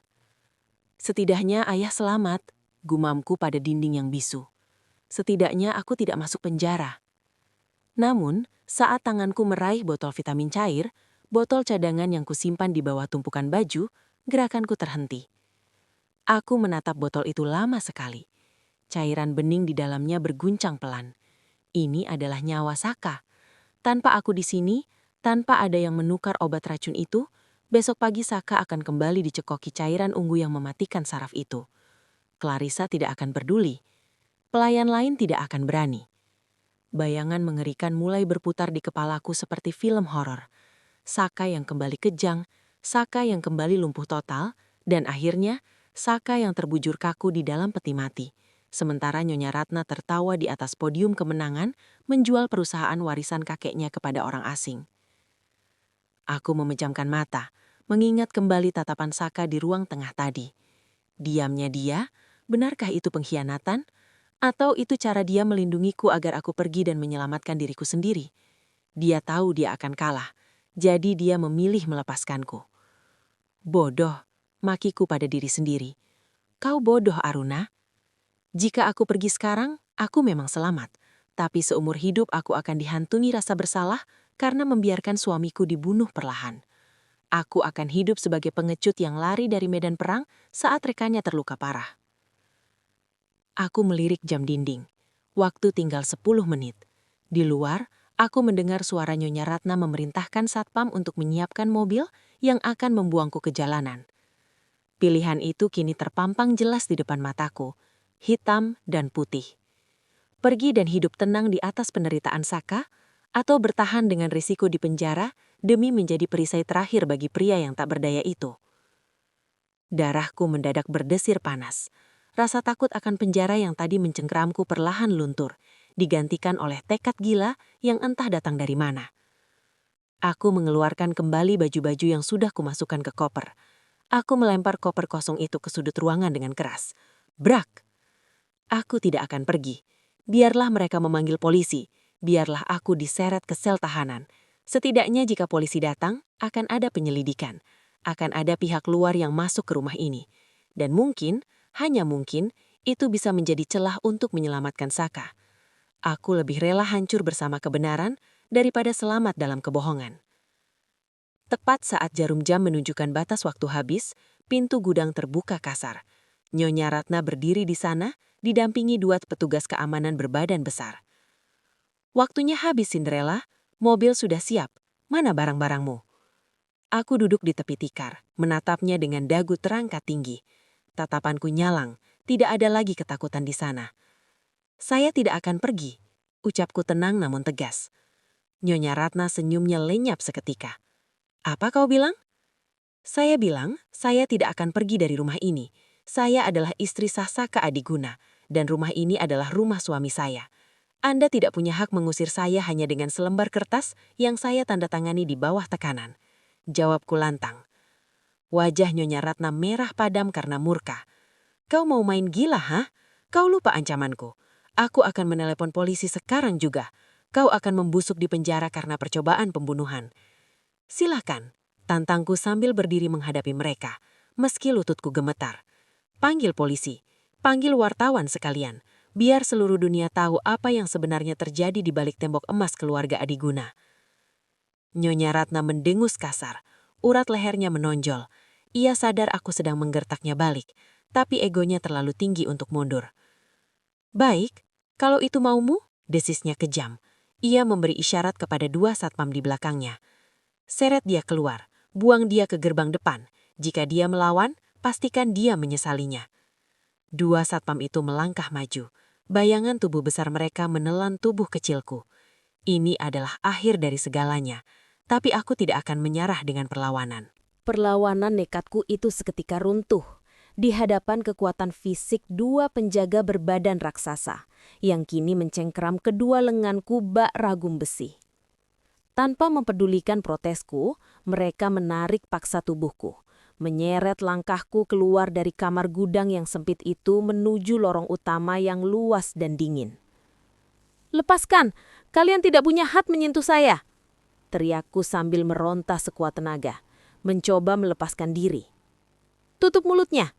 perintah Nyonya Ratna yang berjalan angkuh di belakang kami. Wajah cantiknya kini terdistorsi oleh kemarahan yang meluap-luap. "Cepat bawa sampah ini keluar dari gerbang. Pastikan dia tidak pernah menampakkan wajahnya lagi di radius 1 kilometer dari sini." Suasana mansion yang biasanya sunyi senyap seketika berubah menjadi kekacauan total. Aku menahan tubuhku dengan menjejakkan kaki kuat-kuat ke lantai, membuat sepatu ketsku berdecit nyaring, dan meninggalkan bekas gesekan hitam di marmer putih yang berkilau. Saat kami melewati ruang tengah, aku menyambar sebuah guci keramik besar di atas meja konsol, mencoba mencari pegangan. Prang! Guci itu jatuh dan pecah berkeping-keping di lantai. Suaranya menggelegar ke seluruh penjuru rumah. Pecahan keramik berserakan, namun para penjaga itu tidak peduli. Mereka terus menyeretku tanpa ampun. Kakiku tersandung-sandung di antara puing-puing guci. Para pelayan bermunculan dari balik pilar, menonton dengan wajah ketakutan namun tak ada satupun yang berani bergerak menolong. Clarissa berdiri di tangga sambil bersedekap, tersenyum puas melihatku diperlakukan seperti binatang liar yang sedang dijinakan. "Sakit, lepaskan!" jeritku lagi saat cengkraman di lenganku semakin kencang. Pintu utama yang besar dan berat itu kini sudah di depan mata. Cahaya matahari sore yang masuk dari celah pintu seolah mengejekku, menandakan akhir dari perjalananku di rumah ini. Begitu kaki melewati ambang pintu itu, habislah sudah.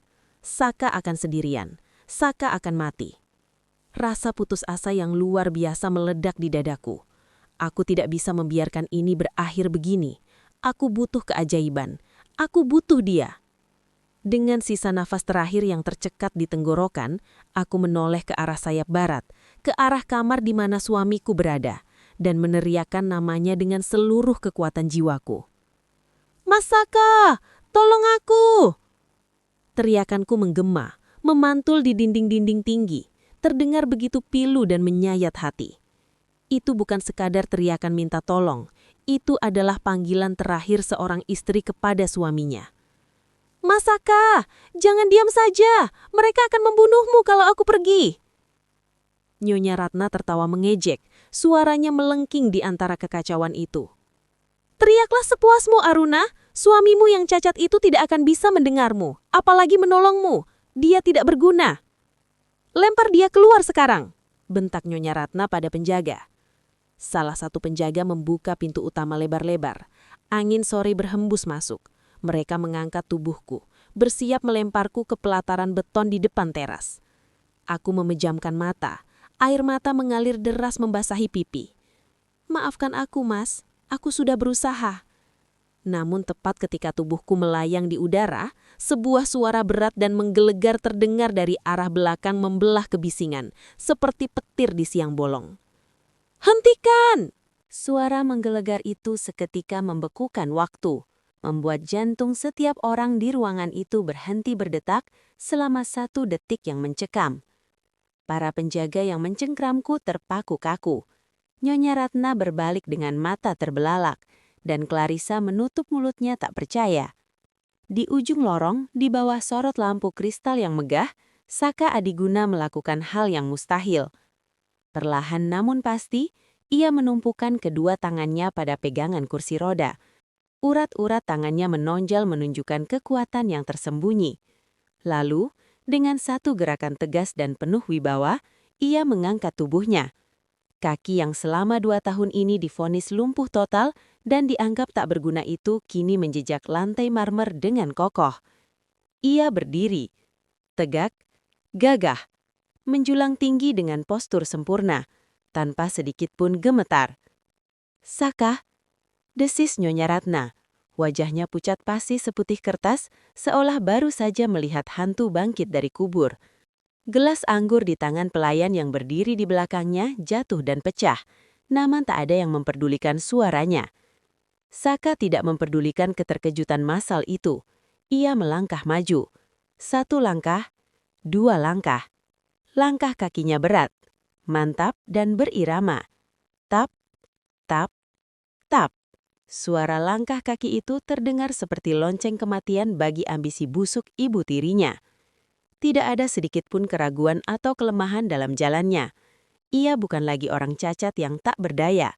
Ia adalah tuan muda pemilik sah istana ini yang sedang murka. "Lepaskan istriku," bentaknya sekali lagi saat ia sudah berdiri tepat di hadapan para penjaga yang kini gemetar ketakutan. Aura dominasi yang memancar dari tubuh Saka begitu kuat dan menekan, membuat 2 pria berbadan besar itu spontan melepaskan cengkraman mereka, seolah tangan mereka terbakar, lalu mundur teratur dengan wajah ketakutan. Tubuhku yang lemas karena syok dan kelelahan nyaris ambruk ke lantai, namun sepasang lengan kekar dengan sigap menyambarku sebelum lututku menyentuh marmer. Saka mendekapku erat, menarikku ke dalam pelukan dada bidangnya yang hangat dan kokoh. Aroma maskulin yang familiar menyeruak, membuat pertahananku runtuh total. Mas Saka, kamu..." Isaku tak percaya. Tanganku meraba dadanya, bahunya, memastikan bahwa sosok yang berdiri tegak memelukku ini benar-benar nyata. Saka menunduk, menatapku dengan sorot mata yang tak lagi kosong, melainkan penuh kelembutan dan penyesalan mendalam. Ia menghapus air mata di pipiku dengan ibu jarinya yang kasar namun hangat. "Maaf aku membuatmu menunggu lama, sayang. Maaf aku membiarkanmu menderita sendirian," bisiknya serak di telingaku. Sandiwara ini sudah selesai. Ia lalu mengangkat wajahnya, melepaskan pelukan kami sedikit untuk memposisikan dirinya sebagai perisai di depanku. Matanya kini menatap lurus ke arah Nyonya Ratna dengan tatapan sedingin es kutub utara, tatapan seorang raja yang siap mengadili pengkhianat. "Siapapun yang berani menyentuh sehelai rambut istriku lagi," ucapnya dengan nada rendah namun mematikan, mengedarkan pandangan ke seluruh ruangan, "maka dia akan berhadapan langsung denganku, dan kali ini aku tidak akan duduk diam." Ancaman itu menggantung di udara, berat dan mencekam, membungkam mulut semua orang yang ada di sana. Nyonya Ratna yang beberapa detik lalu berdiri di atas angin, kini mundur selangkah dengan wajah pucat pasi. Bibirnya bergetar, mencoba mencari sisa-sisa keberanian untuk membalikan keadaan. "Kau," tunjuk Nyonya Ratna dengan jari gemetar, "kau membohongi kami semua. Kau pura-pura lumpuh hanya untuk mempermainkan ibumu sendiri. Dasar anak durhaka." Saka tertawa pelan, tawa yang kering dan tanpa humor. "Ibu? Sejak kapan kau menjadi ibuku? Seorang ibu tidak akan meracuni anaknya sendiri setiap pagi selama 2 tahun. Itu fitnah, jerit Nyonya Ratna histeris, menoleh ke arah kerabat keluarga yang mulai kasak-kusuk. Jangan dengarkan dia gila, obat itu vitamin mahal. Fitnah? Saka merogoh saku jasnya, mengeluarkan sebuah ponsel pintar. Dengan satu ketukan jari di layar, televisi layar data raksasa yang menempel di dinding ruang tengah menyala. Kalau begitu, mari kita tonton film pendek yang sudah kusiapkan. Judulnya, Wajah Asli Nyonya Ratna. Layar televisi itu berkedip, menampilkan rekaman hitam putih yang tajam. Semua mata tertuju ke sana. Video pertama memutar kejadian di dapur seminggu yang lalu. Terlihat jelas Nyonya Ratna sedang menuangkan bubuk misterius ke dalam mangkuk bubur Saka sambil menelpon seseorang dan berkata, "Tenang saja, dosisnya sudah kutambah. Dia akan tidur seperti mayat sampai rapat pemegang saham selesai." Video berganti. Kali ini rekaman dari sudut balkon menampilkan seorang pria bayaran yang sedang memotong kabel rem kursi roda Saka menggunakan tang potong, lalu menerima amplop tebal dari tangan Nyonya Ratna. Jeritan tertahan terdengar dari para pelayan. Clarissa menutup mulutnya dengan kedua tangan. Wajahnya pias ketakutan. "Dan ini," lanjut Saka. Suaranya menggelegar sambil mengangkat botol kecil berwarna ungu. Botol asli yang dulu sempat diselamatkan Aruna. "Aku sudah mengirim sampel cairan ini ke laboratorium forensik kepolisian tadi pagi lewat kurir kepercayaanku. Hasilnya sudah keluar di emailku." Saka menatap Nyonya Ratna tajam. "Ini bukan vitamin. Ini adalah neurotoksin dosis tinggi. Jika diminum terus-menerus, ini akan menyebabkan kelumpuhan permanen dan gagal jantung. Kau bukan merawatku, Ratna. Kau sedang membunuhku perlahan demi warisan." Ruangan itu meledak dalam kekacauan. Paman dan Bibi Saka yang tadi menghinaku kini menatap Nyonya Ratna dengan tatapan horor dan jijik. Mereka sadar, mereka hampir mendukung seorang pembunuh. "Bukan, itu rekayasa. Itu video palsu." Nyonya Ratna menggeleng panik. Mundul teratur hingga punggungnya menabrak dinding. Kakinya lemas, tubuhnya merosot jatuh ke lantai. Topeng ibu peri yang ia pakai selama ini hancur berkeping-keping di depan semua orang. Ia tidak bisa lagi menyangkal. Buktinya terlalu telak. Clarissa yang menyadari kapal Nyonya Ratna akan karam, buru-buru melepaskan rangkulannya dan menjauh. Aku tidak tahu apa-apa. Tante Ratna yang bilang itu vitamin. Aku juga korban." Serunya mencoba menyelamatkan diri sendiri. Saka tidak memperdulikan mereka. Ia berbalik menatapku. Aku masih berdiri mematung di sampingnya, menyaksikan semua kebenaran itu terungkap.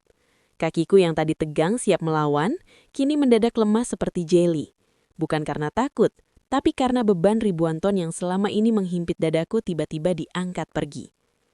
"Mas," bisikku, suaraku parau.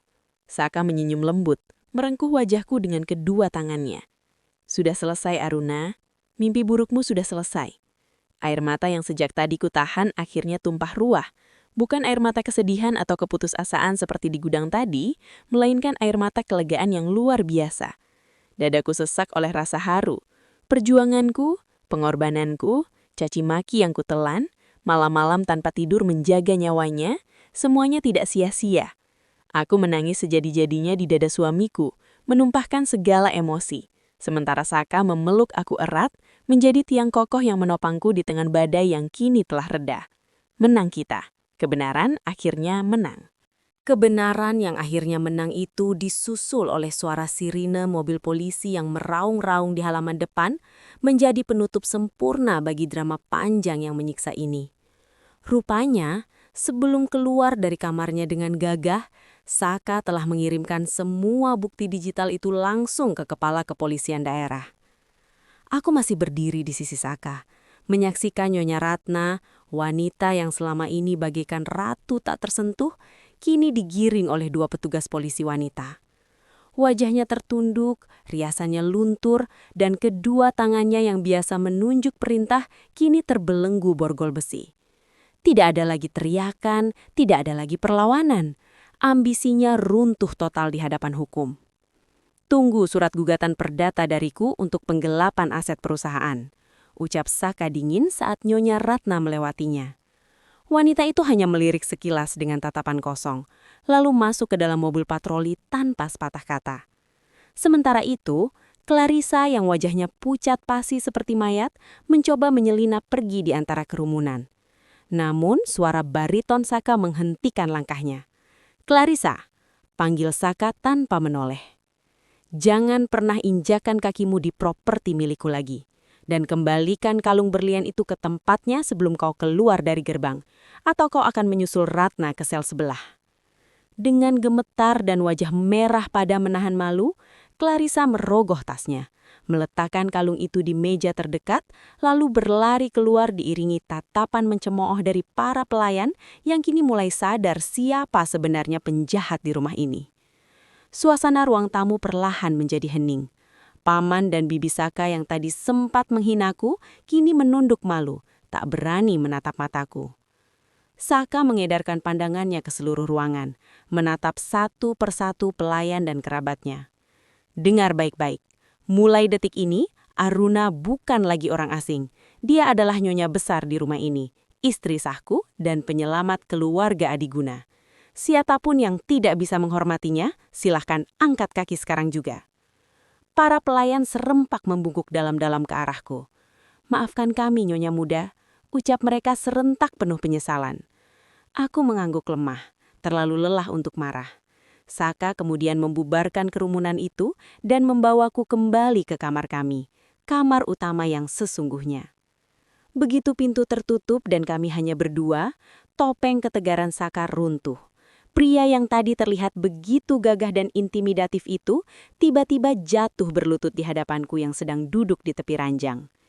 Ia memeluk pinggangku, membenamkan wajahnya di pangkuanku. Bahunya berguncang hebat. Saka menangis. Maafkan aku, Aruna. Maafkan aku. Isaknya pilu, suaranya teredam kain rokku. Aku tertegun. Perlahan tanganku terulur mengusap rambutnya yang lembut. Mas, Saka mendongak. Matanya basah dan merah. Aku suami yang buruk. Aku membiarkanmu dihina, dituduh pencuri, bahkan diseret seperti sampah.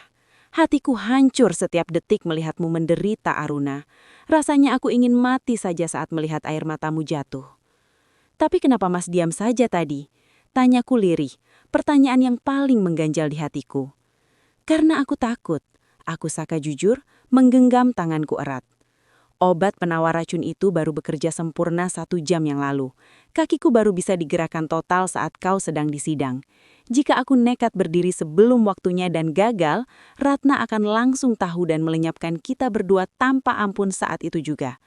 Aku harus menunggu sampai aku punya kekuatan penuh untuk melindungimu secara mutlak. Ia mencium punggung tanganku berkali-kali penuh penyesalan. Maafkan aku yang menjadikanmu umpan dalam perangku sendiri.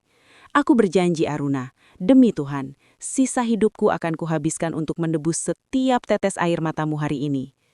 Mendengar pengakuannya yang tulus, tembok pertahananku luluh lantak.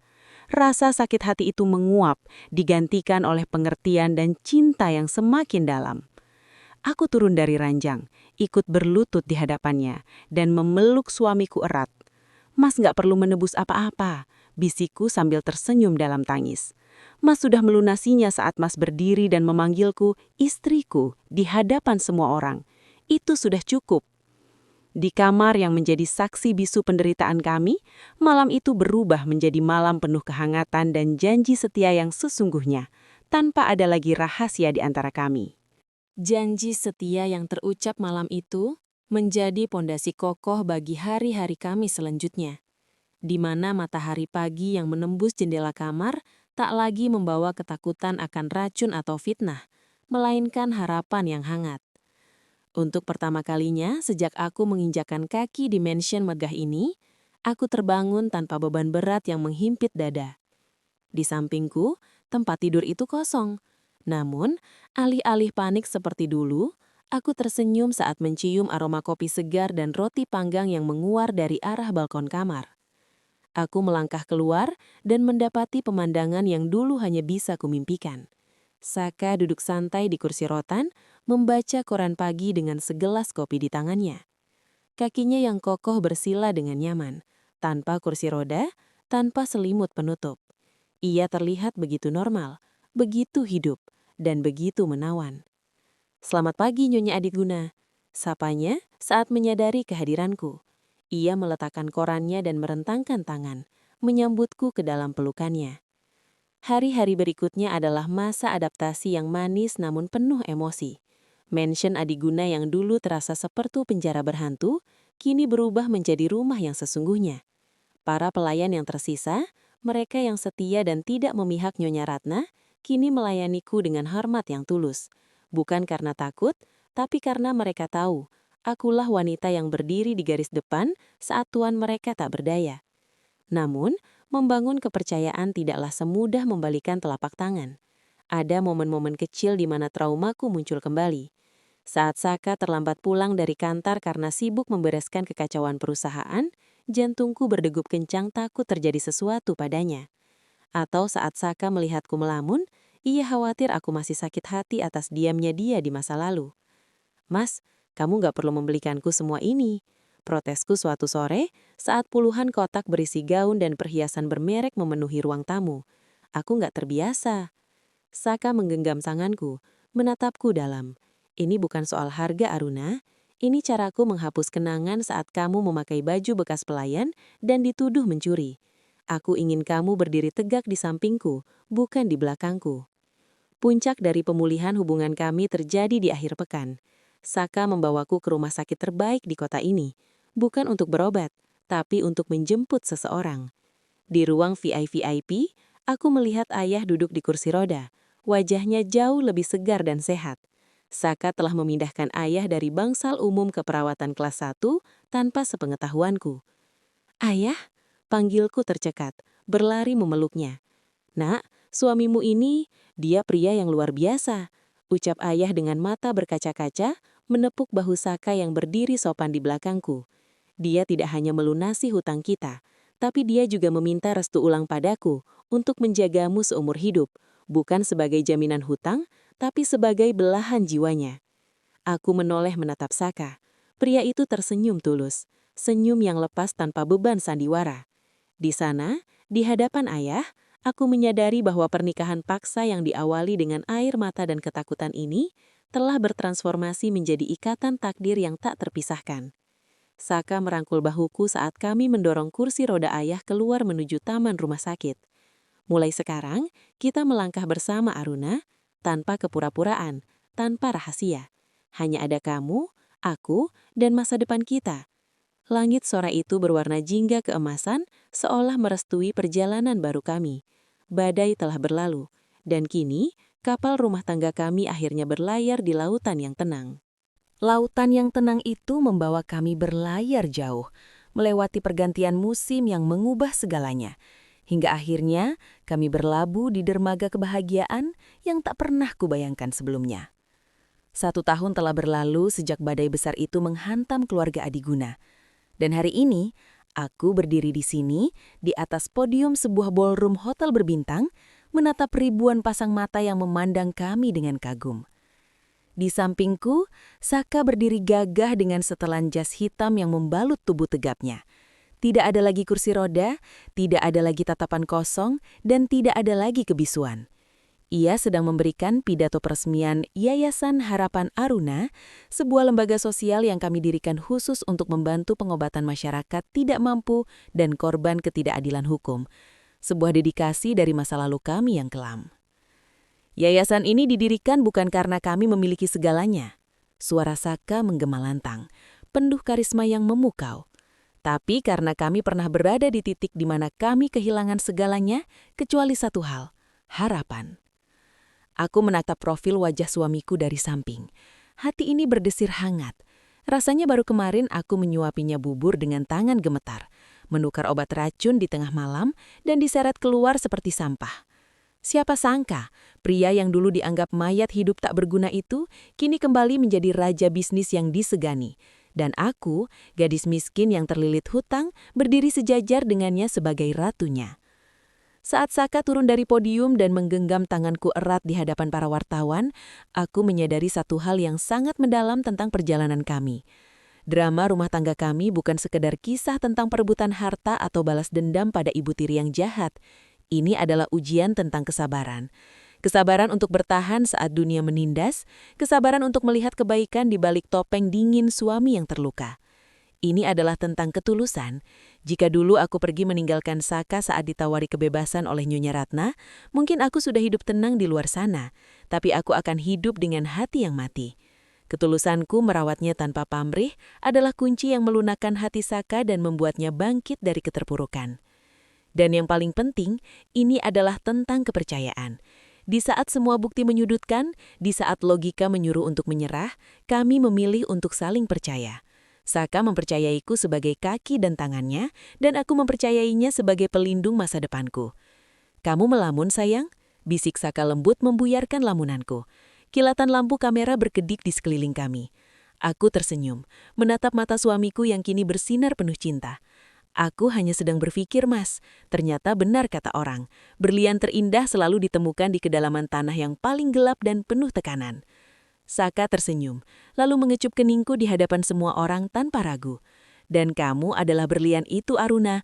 Terima kasih sudah menemukan aku di kegelapan." Kami berjalan beriringan membelah kerumunan, siap menyongsong masa depan. Badai rumah tangga itu memang mengerikan, tapi ia mengajarkan kami cara untuk menari di bawah hujan. Dan kini, di bawah langit cerah kehidupan kami yang baru, aku tahu bahwa selama kami saling menggenggam tangan, tidak ada ombak yang terlalu tinggi untuk kami hadapi bersama.